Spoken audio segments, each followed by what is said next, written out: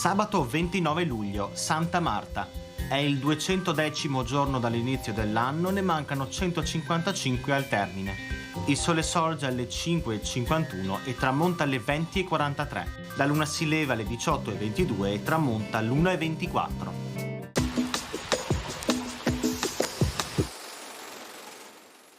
Gli austriaci iniziano un terribile bombardamento su Venezia.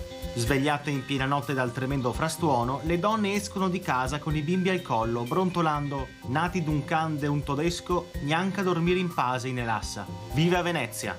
Durato 24 giorni, il bombardamento provoca 120 incendi, prontamente domati dalla popolazione sempre calma e disciplinata e senza mai nessuno che si lagni o inveisca contro il governo. Sulla città cadono circa 23.000 proiettili, argutamente chiamati Naranze de Vienna, che i veneziani raccolgono e vendono all'arsenale ricavandone un discreto guadagno.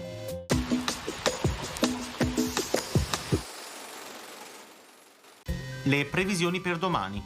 Tempo inizialmente instabile, con probabili rovesci e temporali sparsi nella notte fino a parte della mattinata su zone montane, pedemontane e parte della pianura centro-settentrionale. In seguito il tempo si manterrà variabile, a tratti instabile, su zone montane e pedemontane, con ancora rovesci e temporali da locali a sparsi, possibili anche sulla pianura. Temperature minime in aumento localmente stazionarie, massime in lieve diminuzione. In quota venti moderati occidentali con tendenza a ruotare da nord-ovest in serata.